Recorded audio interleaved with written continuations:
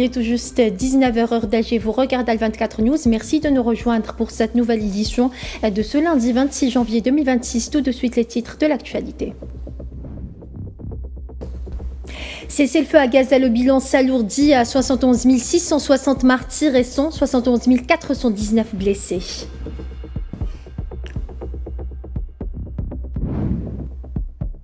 Au Liban, Beyrouth saisit le Conseil de sécurité sur les violations sionistes de sa souveraineté.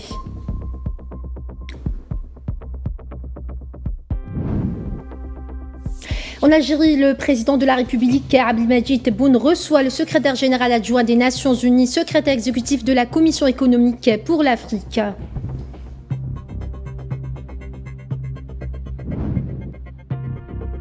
Réunion ministérielle du mécanisme trilatéral des pays voisins de la Libye, Tunis, Alger et le Caire rejettent toute forme d'ingérence extérieure dans les affaires internes libyennes.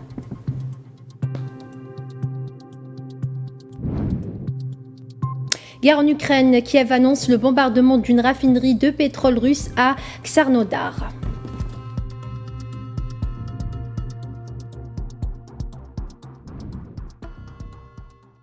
Bonsoir à tous. Si vous venez de nous rejoindre en Palestine occupée, l'agression génocidaire sioniste contre la bande de Gaza fait 71 660 martyrs et 171 419 blessés depuis le 7 octobre 2023 selon un nouveau bilan communiqué ce lundi par les autorités sanitaires palestiniennes. Les corps de 3 martyrs et 20 blessés ont été transférés vers les hôpitaux de Gaza au cours des dernières 24 heures, a indiqué la même source, notant que de nombreuses victimes se trouvent encore sous les décombres. Depuis l'entrée en vigueur du cessez-le-feu le 10 octobre dernier, 486 Palestiniens sont tombés en martyrs et 1341 autres ont été blessés, tandis que les corps de 714 martyrs ont été récupérés selon les autorités.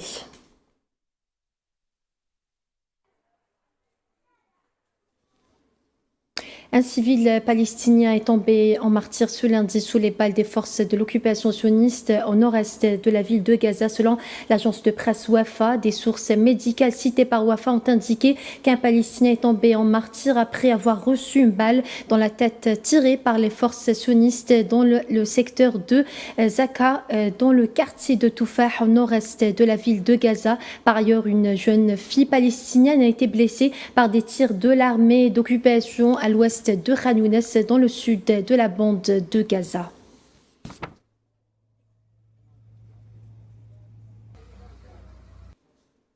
Une Palestinienne a trouvé la mort dans sa tente à Al-Mawazi, à Khan Younes, en raison du froid glacial qui frappe la région, en l'absence totale de moyens de chauffage et de couverture dans le secteur. Des sources médicales ont rapporté le décès de Zeynep Mousbah, 63 ans, après qu'elle a été retrouvée gelée dans sa tente au sud de la bande de Gaza. Les habitants de l'enclave palestinienne souffrent du manque de logements et de soins ainsi que de l'absence de moyens de chauffage en raison de la pénurie de carburant, alors que l'occupation persiste à fermer les passages et à interdire l'entrée de l'aide humanitaire.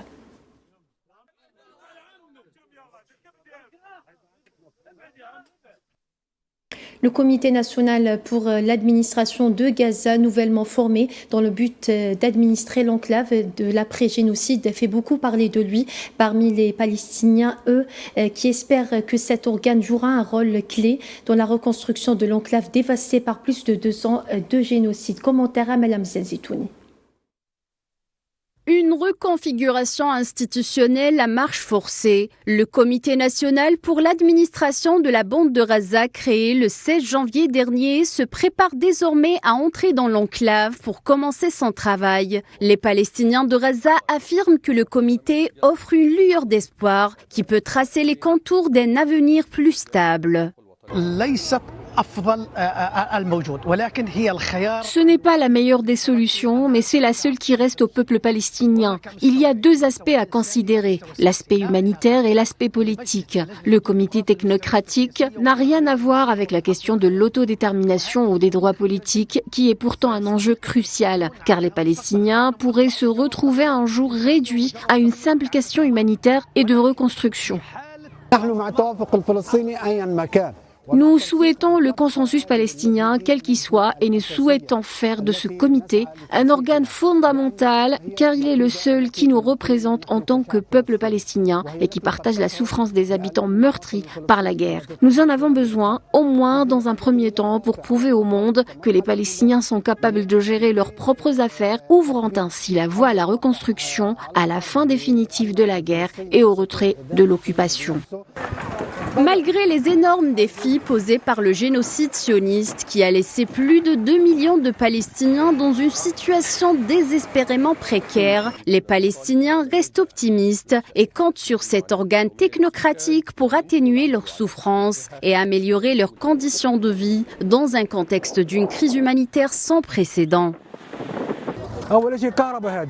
Nous avons besoin d'électricité, d'eau, d'énergie solaire et de véritables maisons, au lieu de tentes dépourvues d'électricité et de tout ce qui est nécessaire à la vie.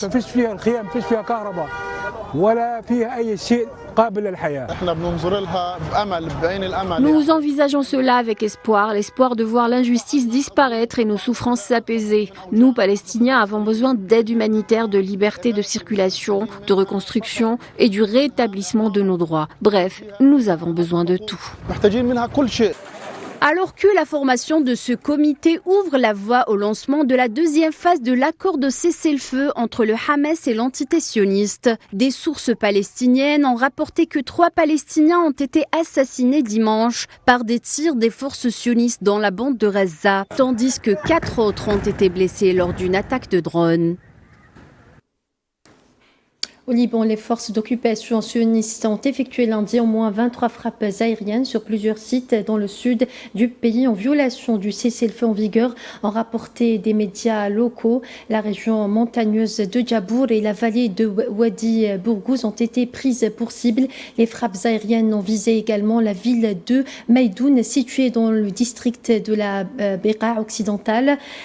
Pour rappel, l'accord de cessez-le-feu dans le sud du Liban est entré en vigueur fin novembre 2024 et prévoyait le retrait des forces de l'entité sioniste des villages et localités frontalières du sud dans un délai de 60 jours. Le gouvernement libanais a approuvé la prolongation de ce délai jusqu'au 18 février 2025. Toutefois, l'armée sioniste demeure déployée en 5 points et poursuit ces violations.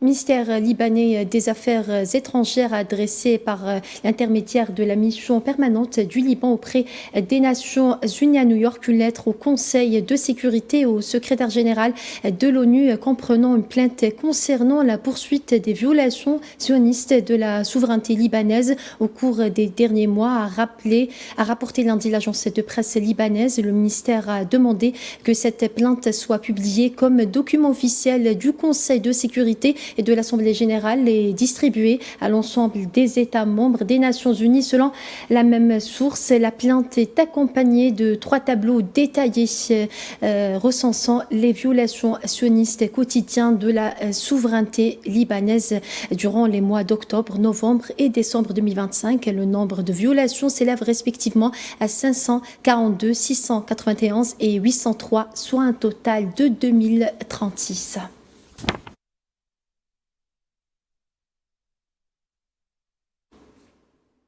Et direction l'Iran à présent où le porte-parole du ministère iranien des Affaires étrangères a déclaré lundi que l'arrivée du navire de guerre américain USS Abraham Lincoln ne fera pas fléchir la volonté de l'Iran alors que le président Donald Trump a menacé d'une action militaire.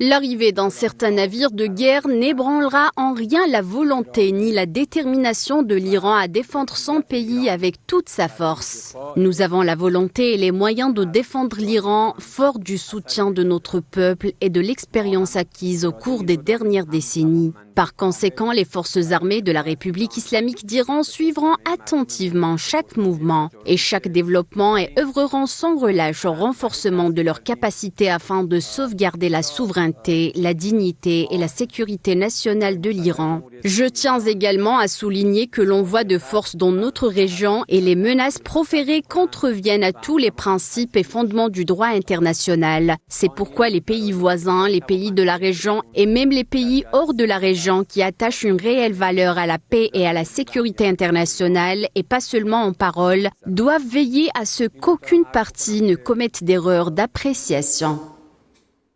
Le ministère iranien des Affaires étrangères a promis une forte réaction concernant la décision du Parlement européen d'inscrire le corps des gardiens de la République de la Révolution sur la liste des organisations terroristes. Le porte-parole du ministère des Affaires étrangères iranien, Ismail Bakayi, a déclaré que son pays considérait la décision du Parlement européen comme ridicule. Il répondra à sa manière, ajoutant que l'inscription des gardiens de la Révolution comme organisation terroriste aurait de nombreuses répercussions pour l'Iran.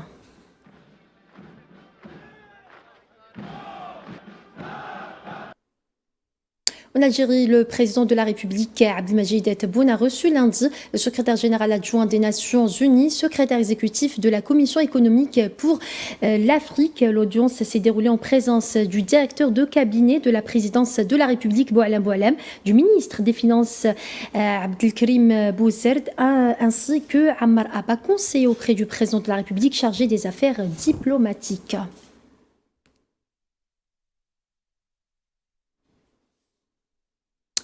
Et le ministre d'État, ministre des Affaires étrangères, Ahmed Attaf, a participé aujourd'hui à Tunis aux travaux de la réunion ministérielle du mécanisme trilatéral des pays voisins de la Libye. La réunion de ce mécanisme consultatif a été marquée par un débat interactif riche et constructif entre les ministres des Affaires étrangères des trois pays qui ont réaffirmé leur position commune soutenant le processus de règlement politique en cours en Libye sous l'égide des Nations Unies visant à restaurer la sécurité et la stabilité dans ce pays frère, tout en préservant sa souveraineté, son indépendance, ses ressources et son unité. Les travaux de la réunion se sont conclus par la publication d'une déclaration conjointe affirmant l'inévitabilité de la direction et de la propriété libyenne du processus politique avec la participation de toutes les forces vives de la société libyenne ainsi que l'importance de privilégier le dialogue et le consensus afin de mener le pays à la tenue des élections présidentielles et parlementaires et d'unifier les institutions politiques, militaires et économiques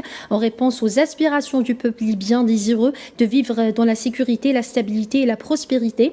La déclaration conjointe a réaffirmé le refus des trois pays de toute forme d'ingérence extérieure dans les affaires interne libyenne et a souligné la nécessité de retirer les mercenaires et les combattants étrangers de tout pays.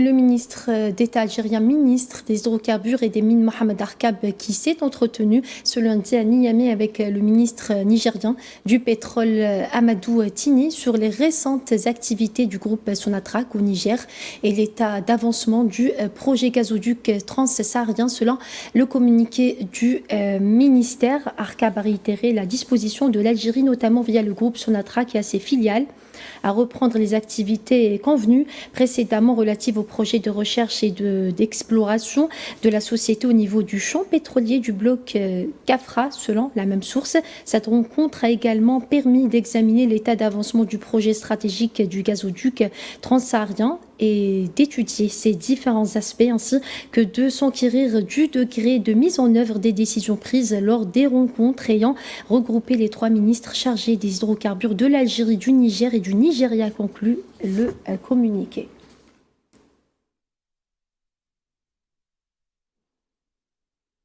Sahara occidentale, à présent, les autorités d'occupation marocaines ont libéré le militant et activiste sahraoui Al-Kantaoui Al-Bar après avoir purgé 10 ans de prison dans les prisons marocaines. Al-Bar a été arrêté en 2016 avec un groupe de 12 étudiants connus plus tard sous le nom de compagnons du martyr Walid. Certains d'entre eux ont été libérés après 3 ans, tandis que Al-Bar et d'autres ont été condamnés à 10 ans de prison pendant sa période d'incarcération. L'activiste sahraoui a souffert de mauvais traitements et de tortures à la prison de l'Oudaya à Marrakech et Et dans d'autres prisons marocaines, ce qui l'a poussé à mener des grèves de la faim en protestation contre les conditions de sa détention selon des rapports émis par des organisations de défense des droits de l'homme.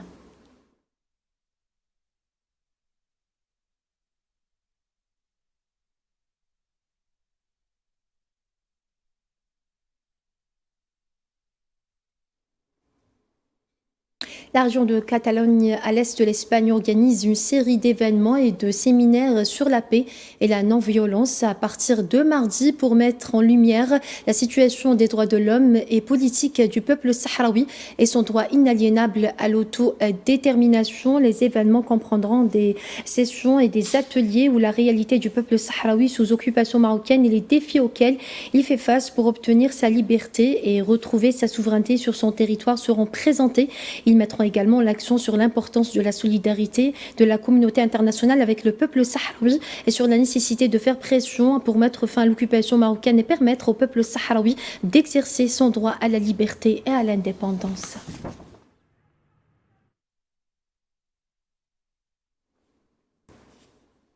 Au Soudan, l'armée soudanaise a annoncé le déploiement de ses troupes dans la ville stratégique de Abila, dans l'état du Kordofan du Sud, après de violents combats avec les forces de l'Alliance Taassis, composée des forces de soutien rapide et du mouvement populaire. Des sources militaires ont confirmé ce lundi que l'armée a ratissé des zones de l'est de Diling et a établi son contrôle total sur Abila après des combats acharnés et surprises contre les forces de soutien rapide, ce qui les a forcés à reculer.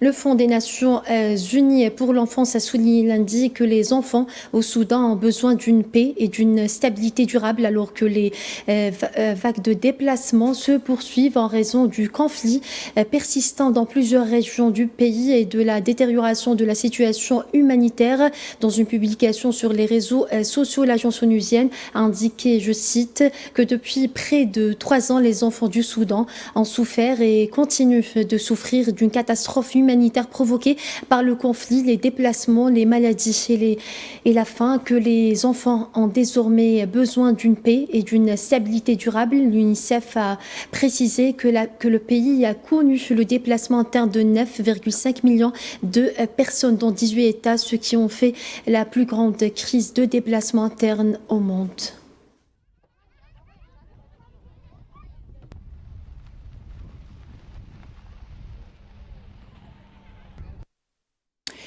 La Commission des droits de l'homme des Nations Unies au Soudan du Sud a averti que l'escalade de l'État de Jonglei accroîtrait considérablement le risque de violence de masse contre les civils. La commission indépendante formée par le Conseil des droits de l'homme des Nations Unies a déclaré dans un communiqué publié ce lundi sur le site de l'ONU que l'escalade actuelle au Soudan du Sud n'est pas isolée, mais s'inscrit dans un contexte de crise politique plus large résultant des violations continues de l'accord de paix dans un environnement déjà tendu.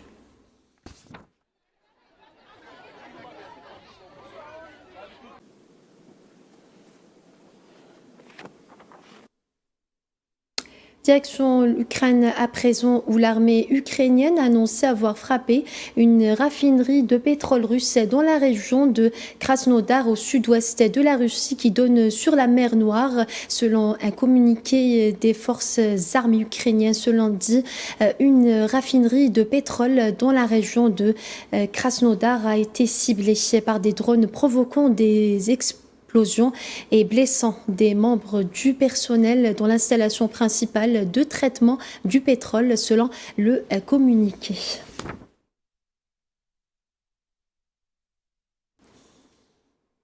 Le ministre allemand des Affaires étrangères, Johann Wadephul, a appelé l'Europe et l'OTAN à accroître la pression sur la Russie pour qu'elle mette fin à la guerre en Ukraine et à renforcer leur soutien aux Ukrainiens. Le ministre allemand des Affaires étrangères a déclaré que le président russe Vladimir Poutine était en train de créer une crise humanitaire en attaquant les infrastructures énergétiques civiles ukrainiennes en hiver afin de briser la résistance ukrainienne.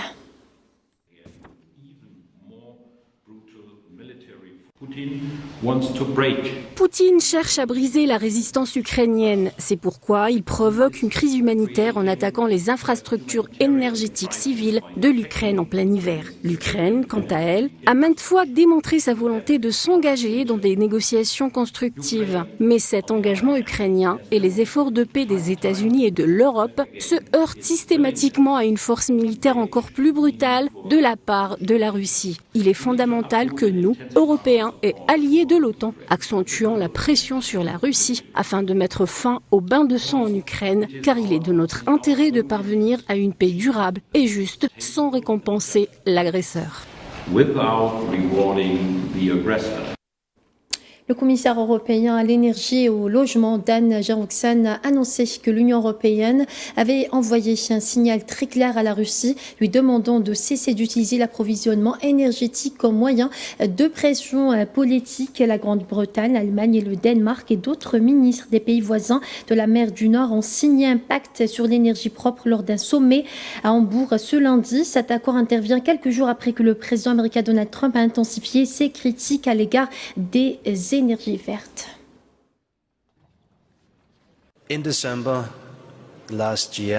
En décembre dernier, l'Union européenne et nous-mêmes avons adressé un signal très clair à la Russie. Nous ne tolérerons plus que vous utilisez l'énergie comme une arme contre nous. Nous ne permettrons plus que vous fassiez chanter les États membres de l'Union européenne. Et nous ne contribuerons plus indirectement au financement de la guerre en Ukraine. Nous avons décidé de mettre un terme définitif à nos importations d'énergie russe. To finally end our imports of Russian energy. Direction la France, à présent, plusieurs milliers de personnes ont défilé dimanche à Paris pour soutenir la famille d'Al-Hassan Diarra, mauritanien mort en garde à vue dans la nuit du 14 au 15 janvier. Environ 2300 personnes étaient présentes selon la préfecture de police de Paris. Derrière une banderole réclamant justice pour Al-Hassan Diarra et souhaitant paix à son âme.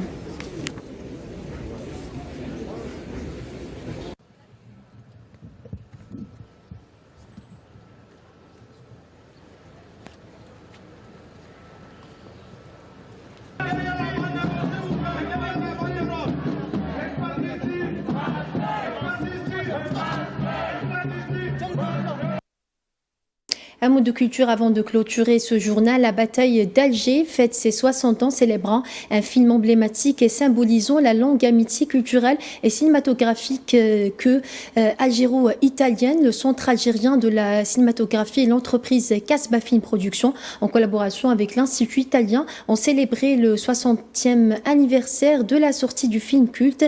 La bataille d'Alger, c'est un sujet signé Fela Helaili. À Alger, la Cinémathèque a accueilli les journées du cinéma algéro-italien organisées à l'occasion du 60e anniversaire du film La bataille d'Alger.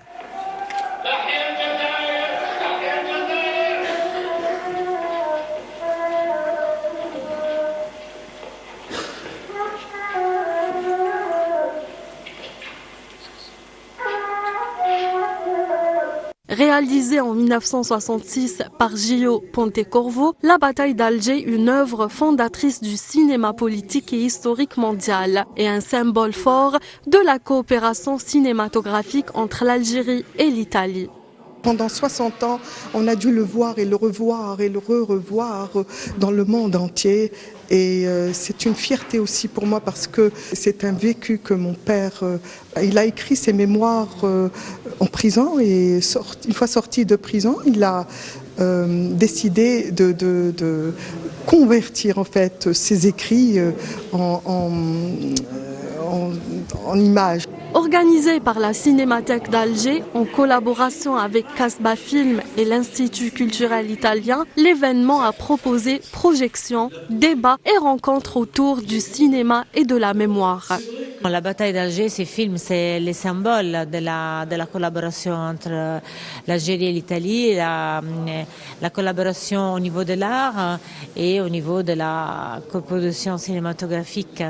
Donc je suis particulièrement heureuse de terminer comme ça. En plus, non seulement la bataille d'Alger, mais ce sera 3 jours avec 4 films donc qui mettent en relief cette époque d'or de collaboration sur la coproduction cinématographique. Ces journées ont mis en lumière l'importance de la coopération culturelle internationale à travers un cinéma engagé, porteur d'histoire et de dialogue. Pour moi, c'est beaucoup d'émotions, d'admiration aussi. Je connaissais le film, je l'avais déjà vu, mais c'est la première fois que j'ai l'occasion de voir le film sur les lieux même, au fait, là où tout a eu lieu.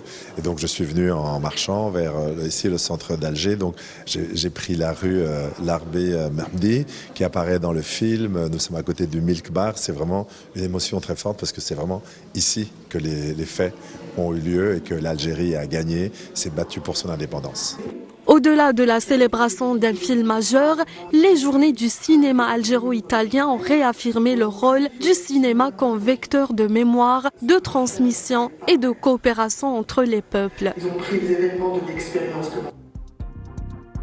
Et voilà, c'est ainsi que s'achève ce journal. Merci à vous de votre fidélité. Excellente suite des programmes sur Al24 News et à demain. Tout de suite, retrouvez Karim Bouaziz pour votre émission L'échiquier international.